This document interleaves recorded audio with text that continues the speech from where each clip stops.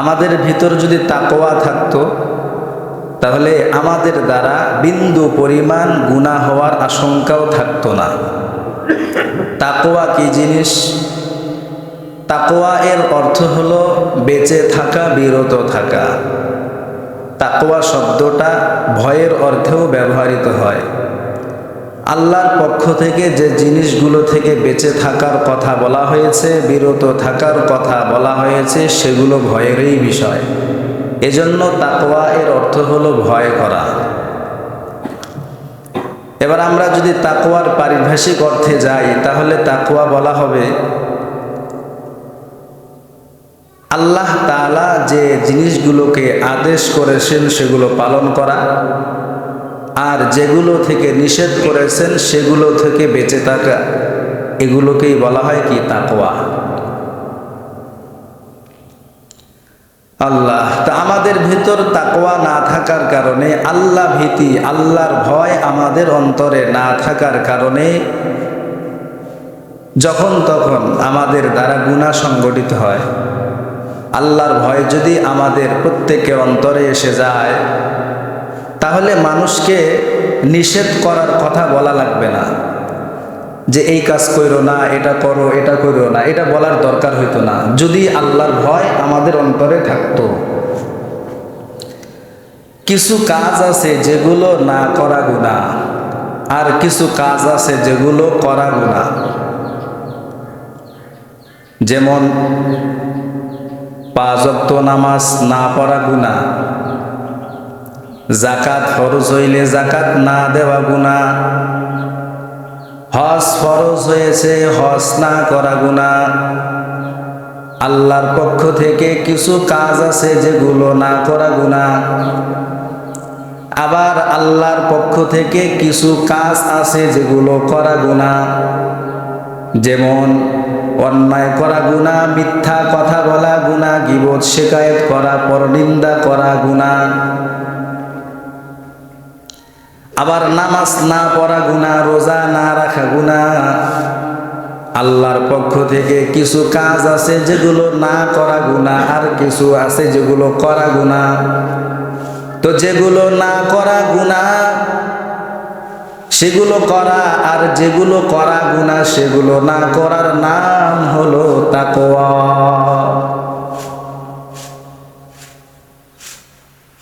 আবু হুরায়রা রাদিয়াল্লাহু তাআলা আনহুর কন্যা,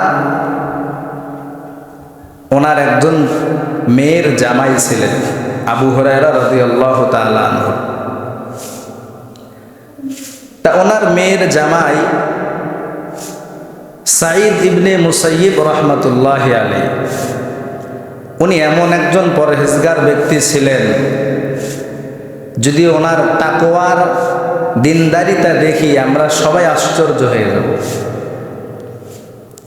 উনি একটানা 40 বছর পর্যন্ত তাকবীরে উলার সাথে নামাজ আদায় করছে। সুবহানাল্লাহ। আমি আপনি কয় বছর থেকে নামাজ পড়ি? আল্লাহর বান্দা 40টা বছর পর্যন্ত তাকবীরে উলার সাথে নামাজ আদায় করেছেন আল্লাহর ভয়।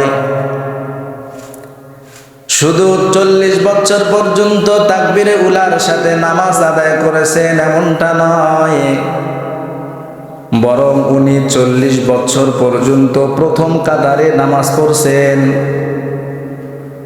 শুধু যে 40 বছর প্রথম কাতারে নামাজ পড়েছেন তাও নয়, বরং মুয়াজ্জিন আজান দেওয়ার আগেই মসজিদে হাজির। সুবহানাল্লাহ। মসজিদে মুয়াজ্জিন সাহেব আজান দেওয়ার আগেই মসজিদে হাজির। সাঈদ ইবনে মুসাইয়িব রাহমাতুল্লাহি আলাইহি জিজ্ঞাসা করা হয়, মুয়াজ্জিন আজান দেওয়ার আগেই মসজিদে হাজির হন, কারণ কি? আল্লাহর বান্দা বলেন, হাসরের ময়দানে আমার আল্লাহ যদি আমাকে জিজ্ঞাসা করে, এ সাঈদ, আমি আল্লাহর হুকুম পালন করার জন্য তোকে ডাকতে হবে কেন? মুয়াজ্জিন সাহেব আজান দিয়েছে মানে ডাকা, মুয়াজ্জিনের ডাকার অপেক্ষায় কেন ছিলা? আল্লাহ যদি আমাকে এই প্রশ্ন করতেন তাহলে আমি আল্লাহর প্রশ্নের জবাবে কি উত্তর দিতাম? এজন্য আমি সাঈদ 40 বছর পর্যন্ত মুয়াজ্জিনের আজান দেওয়ার আগেই মসজিদে হাজির। সুবহানাল্লাহি ওয়া বিহামদি। এখন তাদের তাকওয়ার পাওয়ার আর আমাদের তাকওয়ার পাওয়ার, 40 বছর কেন 50 বছর 60 বছর পার হয়ে গেছে, আল্লাহর বান্দা 5 ওয়াক্ত যে নামাজ ফরজ এটাই জানে না। অনেক মানুষ আছে মুসলমানদের কালিমা কি সেটাও জানে না। আমি একবার ঢাকা থেকে বাড়িতে আসছিলাম, আমার পাশের সিটে একজন বয়স্ক লোক বসা। তা চিন্তা করলাম যেহেতু একসাথেই যাচ্ছি, জিজ্ঞাসা করলাম বাড়ি কোথায়, বলল নীলফামারী। তো যার একজন সাথী পাইছি, তো ঠিক আছে একসাথে আসতেছি। আমি ওনাকে বললাম যে আপনার ছেলে কয়টা? বলল ছেলে 2টা। ছেলে কি করে? স্কুলে পড়ে। আমি বললাম দুনিয়াতে চিরকাল থাকবেন না, তো একটা ছেলে হাফেজ আলেম বানান। কয়েকদিন ইনশাআল্লাহ চেষ্টা করব। এরপর আমি বললাম আচ্ছা মুসলমানদের যে একটা কালিমা আছে সেটা বলতে পারেন? দীর্ঘক্ষণ চিন্তা করলো, চিন্তা করার পর বলল হুজুর খুব টেনশনে থাকি তো কালিমাটা মনে নেই। তো সেটা মুসলমান ও মুসলমানের যে কালিমা আছে সেটাই বলতে পারে না, আর 5 ওয়াক্ত নামাজ তো দূরের কথা। আমাদের সমাজে এমন মুসলমান আছে আল্লাহ যে 5 ওয়াক্ত নামাজ ফরজ করেছেন, 5 ওয়াক্ত নামাজের কথাই বলতে পারবে না কোন ওয়াক্তের নাম কোনটা। তো আল্লাহর বান্দা সাঈদ ইবনে মুসাইয়িব রাহমাতুল্লাহি আলাইহি দীর্ঘ 40 বছর পর্যন্ত সামনের কাতারে তাকবীরুলার সাথে নামাজ আদায় করেছেন। তাদের তাকওয়ার সাথে আমাদের তাকওয়া যদি মিলাই, আমরা তাদের আমলের ধারের কাছেও যাইতে পারবো না। এজন্য আল্লাহর ভয় যদি কারো অন্তরে এসে যায়, ওই বান্দার দ্বারা কোনো রকম পাপাচার হওয়ার সম্ভাবনা নাই। এজন্য আল্লাহ তাআলা ঈমানদারদেরকে তাকওয়ার প্রশিক্ষণ দিয়েছেন, তাকওয়া অর্জন করার আদেশ করেছেন। আল্লাহ বলেন ইয়া আইয়ুহাল্লাযীনা আমানুত্তাকুল্লাহ হাক্কা তুকাতিহি। আল্লাহ বলেন হে ঈমানদারগণ তাকওয়া অবলম্বন করো, আমি আল্লাহর ভয় তোমরা অর্জন করো। ইয়া আইয়ুহাল্লাযীনা আমানুত্তাকুল্লাহা ওয়া কুলু কাওলান সাদীদা ইয়া আইয়ুহান নাসুত্তাকু রাব্বাকুম। আল্লাহ তাআলা বিভিন্ন আয়াতে বিভিন্নভাবে মানুষদেরকে তাকওয়া অর্জনের প্রশিক্ষণ দিয়েছেন, আদেশ করেছেন যে তোমাদের অন্তরে আমি আল্লাহর ভয় ঢুকাও। তোমাদের অন্তরে যদি আমি আল্লাহর ভয় ঢুকে যায়, তাহলে তুমি মুমিন মুসলমান, তোমার দ্বারা কোনো রকম অন্যায় অত্যাচার পাপাচার হতে পারে না। এজন্য আমাদের তাকওয়া অবলম্বন করা দরকার। আমাদের ভিতরে তাকওয়া না থাকার কারণে আমরা অনেক গুনাহে লিপ্ত হয়ে যাই। যেমন এই যে এখানে গান বাজনা বাজতেছে না, আজকে রাতে গান বাজনা বাজাইছে না, বাজাইছে। এটা তো আমাদের এলাকায় মনে হয় না, ওই এলাকার না, ওই এলাকার। তো এই যে আল্লাহর ভয় যদি তাদের ভিতরে থাকতো, বলেন তো এই গান বাজনা বাজাইতো? আচ্ছা এই সন্তানগুলো যে গান বাজনা বাজাইতেছে, এই যে 12টা পর্যন্ত, আজকে শুক্রবার 12টা পর্যন্ত যে গান বাজনা বাজাইলো, এদের ভিতরে যদি বিন্দু পরিমাণ আল্লাহর ভয় থাকতো, বলেন তো এই গান বাজনা বাজাইতো? হাজার হাজার মানুষকে কষ্ট দিত? তারা কি জানে না যে গান বাজনা হারাম? এই সন্তানগুলোর মা বাবা জানে না যে গান বাজনা হারাম? তাহলে আপনার সন্তান যে সারা রাত গান বাজনা বাজাইলো, এত অসংখ্য হাজার হাজার মানুষকে যে কষ্ট দিল, এর গুনাহ কে নিবে? আপনি মা আর আপনি বাবাকে এর গুনাহের অংশীদার হতে হবে। মনে রাখবেন, এত ওয়াজ নসিহত, হিন্দুগুলা যে গান বাজনা বাজায় তাদের একটা লিমিট আছে, কিন্তু আমাদের মুসলমানদের ভিতর সেই লিমিটটা নেই। আমি বাড়িতে গেছিলাম কালকে, সারা রাত এশার পর থেকে শুরু করছে ফজর পর্যন্ত গান বাজনা বাজাইতেছে। তো তাহলে এগুলো কি মুসলমানিত্ব? তা আল্লাহর ভয় যদি থাকতো এরকম ভাবে অসংখ্য অগণিত মানুষকে কষ্ট দিয়ে গান বাজনা বাজাইতো। অথচ আল্লাহ তাআলা বলেন ওয়াল্লাযীনা ইউমিনুন, আল্লাহ তাআলা বলেন যারা আমার ইমানদার বান্দা বান্দীদেরকে কষ্ট দেয় তারা কঠিন বড় গুনাহের মধ্যে লিপ্ত আছে। ওয়াল্লাযীনা ইউযুনাল মুমিনিনা ওয়াল মুমিনাতি বিগাইরি মাকতাসাবু ফাকাদ ইহতামালু বুহতানাও ওয়া ইসমান মুবিনা। গান বাজনা বাজার কারণে আপনি যে অপর মুমিন মুসলমানকে কষ্ট দিলেন, আল্লাহ বলেন এটার গুনাহ, এটার অপরাধ অনেক বড়, যেই অপরাধের কারণে তোমাকে জাহান্নামে যেতে হবে।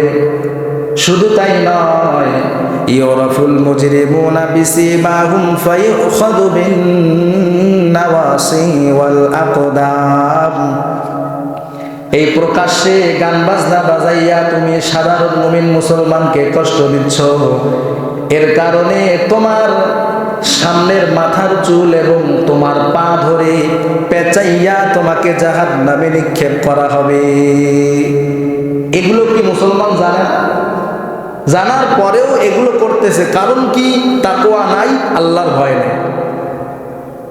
এই আল্লাহর ভয় আর তাকওয়া যদি থাকতো তাহলে মুমিন মুসলমান সাধারণ থেকে সাধারণ গুনাহ, সাধারণ থেকে সাধারণ অন্যায় পর্যন্ত করত না। খলিফাতুল মুসলিমিন ওমর ইবনুল খাত্তাব রাদিয়াল্লাহু তাআলা আনহু সফরে যায়। পথিমধ্যে একজন রাখালের সাথে সাক্ষাৎ।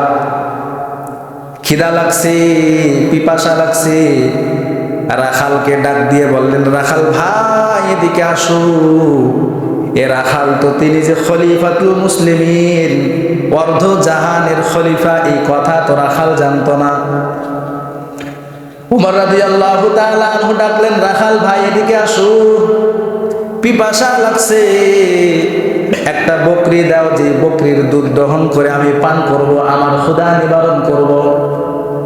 এবার রাখাল বলছে, না না, আপনাকে আমি চিনি না, এই ছাগলের মালিক তো আমি না, মালিকের অনুমতি ছাড়া কিভাবে আপনাকে ছাগলের দুধ দিতে পারি? ওমর রাদিয়াল্লাহু তাআলা আনহু চিন্তা করলেন, আমার দেশেও এমন ইমানদার আছে, একটু পরীক্ষা করা যাক। ওমর রাদিয়াল্লাহু তাআলা আনহু বললেন, ঠিক আছে, তোমাকে আমি একটা বকরির হাদিয়া দিয়ে দিই, তুমি বকরি আমার কাছে বিক্রি করে দাও। মালিকের কাছে যখন যাইবা, যখন একটা ছাগল কম দেখবে, তখন তুমি মালিককে বলবা, মালিক নেকড়ে বাঘ একটা ছাগল একটা বকরি খেয়ে ফেলেছে, তাই একটা বকরি কম। আল্লাহর বান্দা রাখাল বলতেছে, আমার মালিককে যদি আমি এইভাবে বলি তাহলে মালিক আমার কথাকে বিশ্বাস করবে। তবে আমার মালিকেরও তো একজন মালিক আছে, ওই মালিকের চোখ আমি কিভাবে ফাঁকি দিব বলো?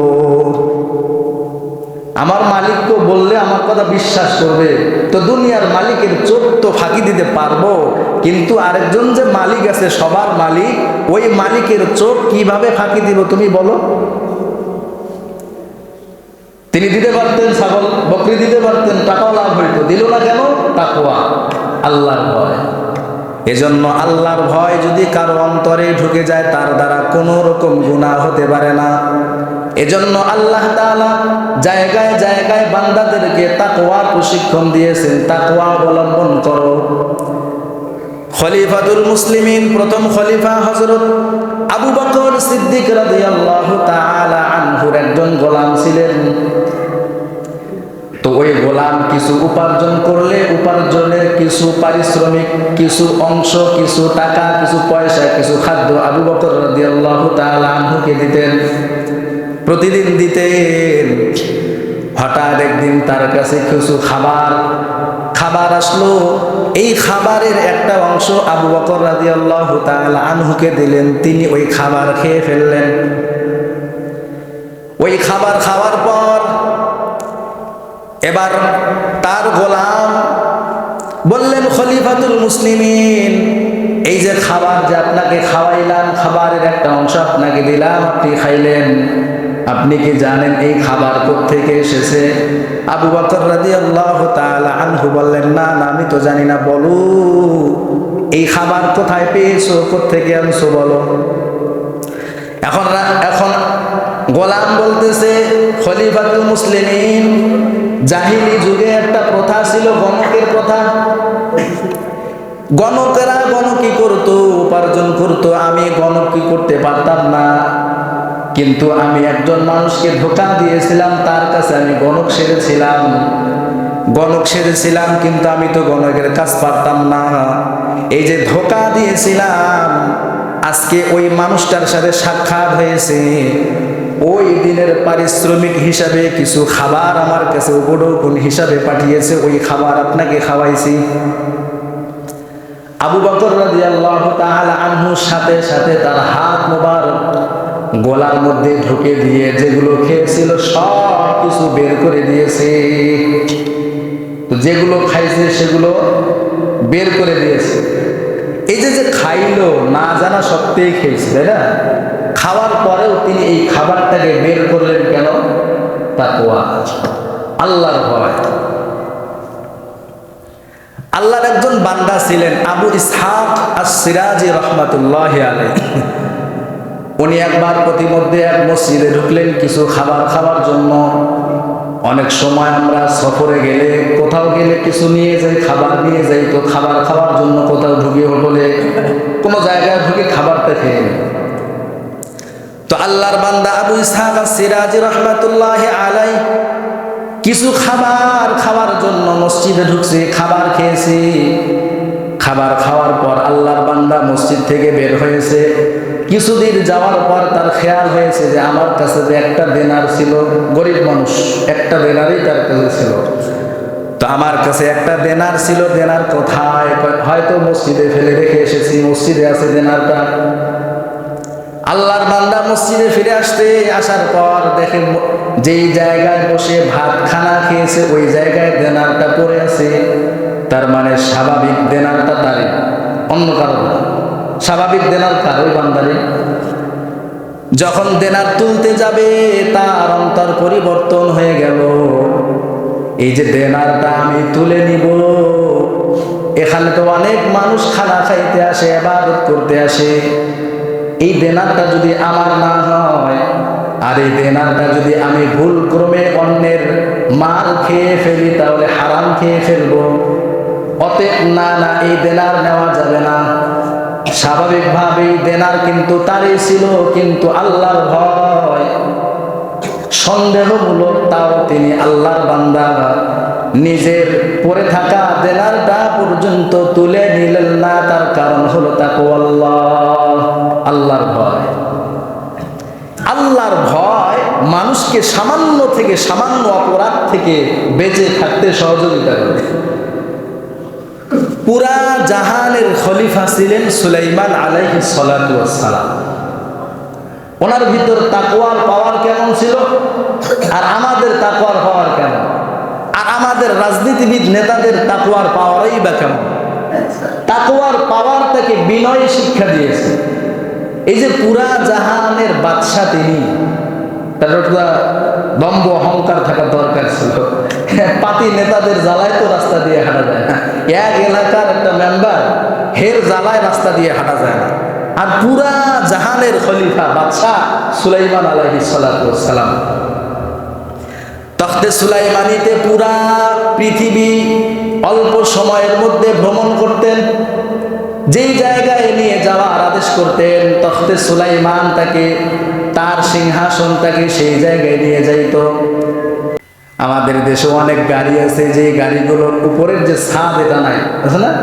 অনেক সময় অনেক নেতা গাড়িতে উঠে, ছাদবিহীন গাড়িতে উঠে হাত টাটা দেয়, আছে না? গাড়ি আছে। তো সুলাইমান আলাইহিস সালাতু ওয়াস সালামের তখ্ত সিংহাসনটা এরকম ছিল, উপরে কোনো ছাদ ছিল না। তা সুলাইমান আলাইহিস সালাতু ওয়াস সালামের এই যে সিংহাসন দেখার জন্য অনেক মানুষ ভিড় জমায়। এই ছোট ছোট গাড়ি দেখার জন্য তো মানুষ ভিড় জমায় রাস্তায়। তো ওনার এত বড় একটা সিংহাসন, এটা দেখার জন্য মানুষ ভিড় জমাবে না? জমাবে। তো শত শত মানুষ তার সিংহাসন দেখার জন্য রাস্তায় দাঁড়ায় থাকতো, বাহিরে দাঁড়ায় থাকতো, কিন্তু তিনি হাত নাড়াইতেন না, টাটাও দিতেন না, একবারে হাঁটু গেড়ে বসতেন, বিনয়ী ভাব নিয়ে বসতেন, কোনো কথাও বলতেন না। তার মন্ত্রী সভাসদ তাকে জিজ্ঞাসা করলেন, ও সুলাইমান, আল্লাহর পয়গম্বর এত বিনয়ী নিয়ে আপনি বসে থাকেন, কোনো কথাও বলেন না, কারণ কি? সুলাইমান আলাইহিস সালাতু ওয়াস সালাম বলেন, এই যে আমি বিনয়ে ভাব নিয়ে আমার সিংহাসনে বসে থাকি, এর কারণ এই যে বিনয়ী ভাব, এটা আমাকে একটা পিঁপড়া শিক্ষা দিয়েছে। কে শিক্ষা দিয়েছে? পিঁপড়া। পিঁপড়া, কারণ সুলাইমান আলাইহিস সালাতু ওয়াস সালাম তো পিঁপড়ার ভাষা জানতেন, পাখির ভাষা জানতেন। একদিন সফরে বের হয়েছেন, রাস্তার ডালে দুইটা পাখি বসে আছে, দুইটা পাখি একজন আরেকজনের সাথে প্রেম করতেছে। উনি তো ভাষা বুঝতেন। এক পাখি, পুরুষ পাখি, আরেক পাখি কয় আই লাভ ইউ, ভালোবাসতেছে, কয় আমি তোমাকে বিয়ে করতে চাই, আমি তোমার এমন একজন স্বামী হব, এ বাইতুল মুকাদ্দাসের ছাদে তোমার জন্য একটা বাসা নির্মাণ করে দেব, তুমি যদি আমাকে বিয়ে করো। এরকম প্রলোভন দেখায় না মানুষ। বিয়ে করার আগে ছেলের বাবা মেয়ের বাবাকে কয়, আপনার মেয়েকে আমি রাজরানীর মতো রাখবো, বিয়ের আগে এভাবে কয়। অথবা জিজ্ঞাসা করে, আপনার মেয়ে কি কোরআন পড়তে পারে, আপনার মেয়ে কি নামাজ কালাম পড়ে? কিন্তু আল্লাহর বান্দা ছেলে বিয়ে দেওয়ার পর বৌমাকে বাড়ি আনছে বেশ্রীবেদিক চাকরানির মতো খাটায়।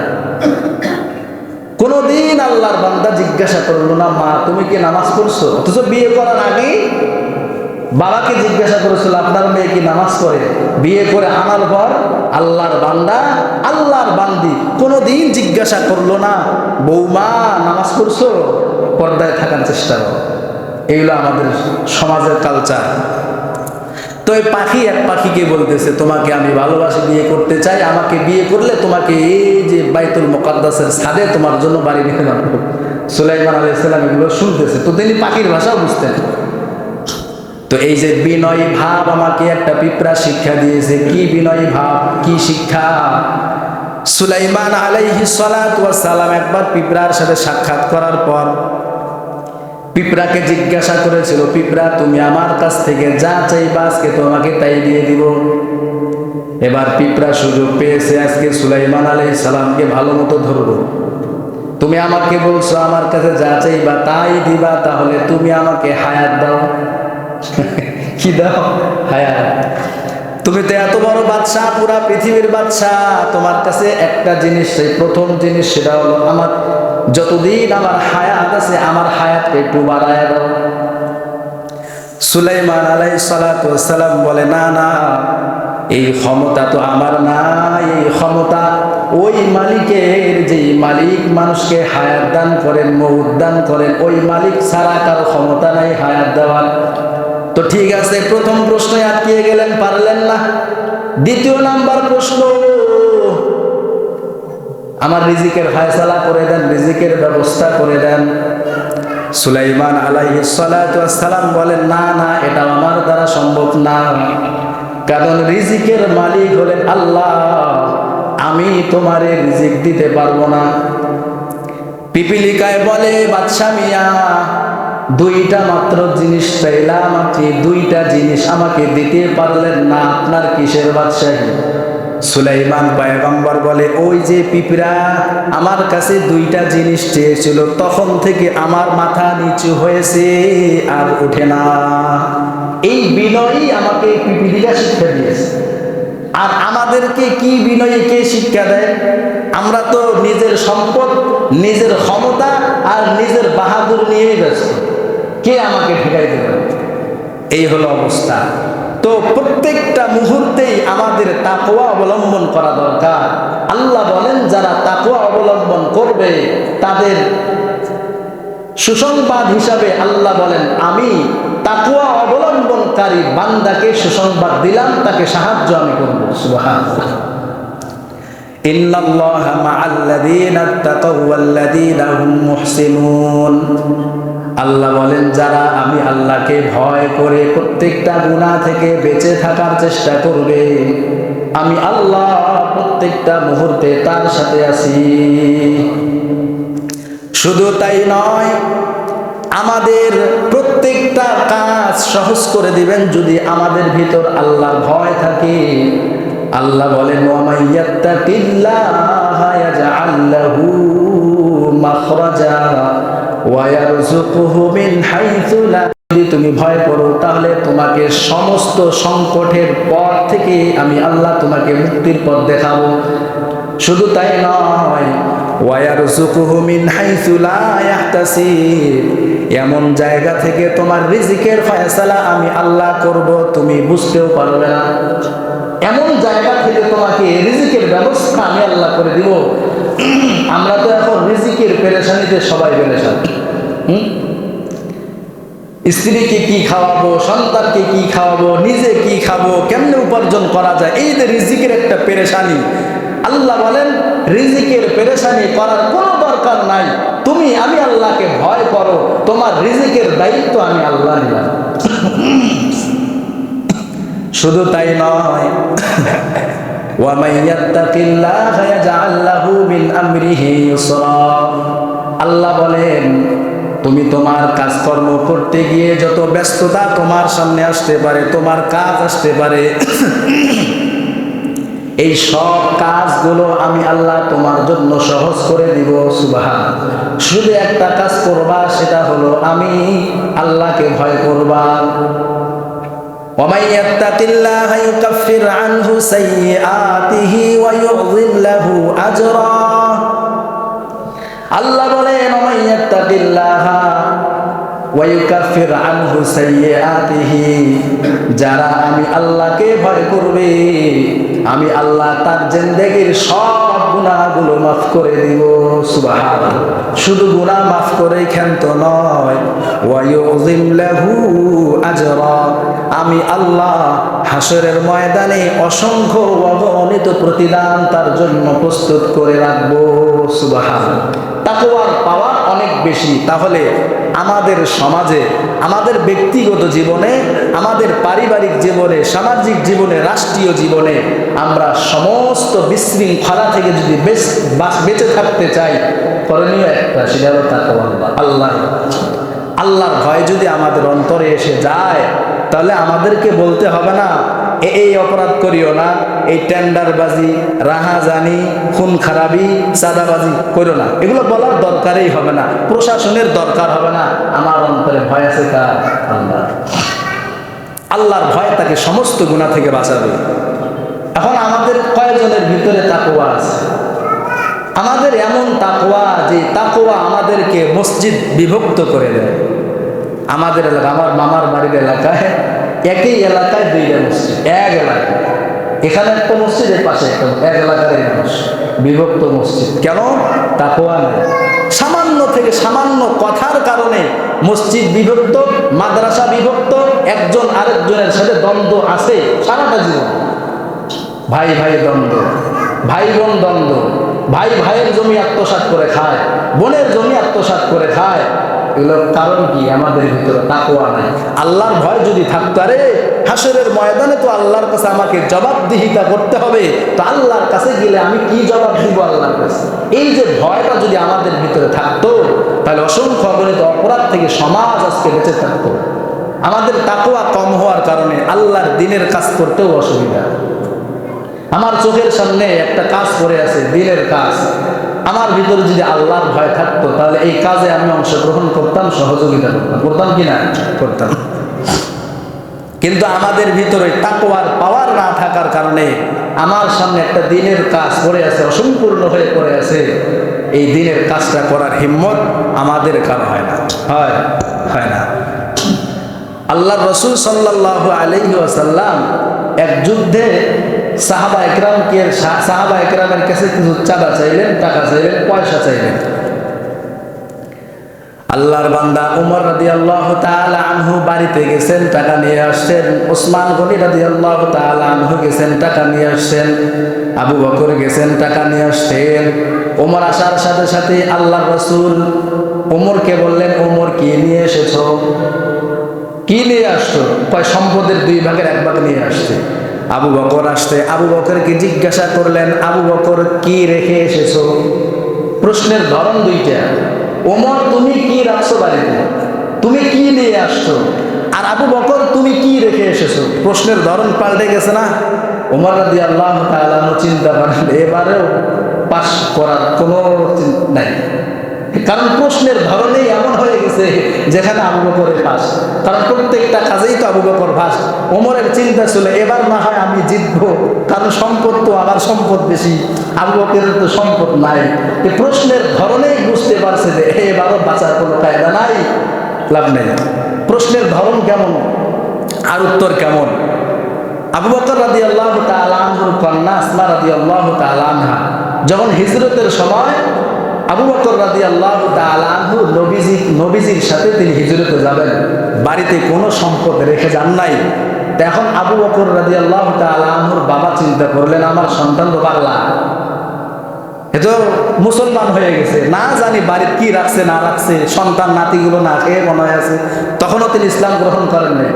আবু বকর রাদিয়াল্লাহু তাআলা আনহুর বাড়িতে গিয়ে জিজ্ঞাসা করলে, তোমাদের জন্য কি আবু বকর কিছু রাখছে? তো মেয়ের জবাব কি ছিল? আমাদের বাবা আমাদের জন্য যা কিছু রেখে গেছেন এটাই আমাদের জন্য অনেক যথেষ্ট। সুবহানাল্লাহ। অথচ বাড়িতে কিচ্ছু রাখে দেন। তো এই কথা শুনে আবু বকর রাদিয়াল্লাহু তাআলা আনহুর বাবা বের হয়ে চলে গেলেন। হঠাৎ ওদের মধ্যে চিন্তা করলো, কিরে যথেষ্ট পরিমাণ রেখে গেছে আর আমি তো জানি তো সম্পদে নাই, কি রাখলো? আবার ফিরে আসছে, আয়েশা জিজ্ঞাসা করলো, আমার সন্তান যে রেখে গেছে যথেষ্ট পরিমাণ কি পরিমাণ রাখছে? কয় রাখছে আমার বাবা আমাদের জন্য আল্লাহ এবং তার রাসূলকে দিয়ে গেছে। সুবহানাল্লাহ।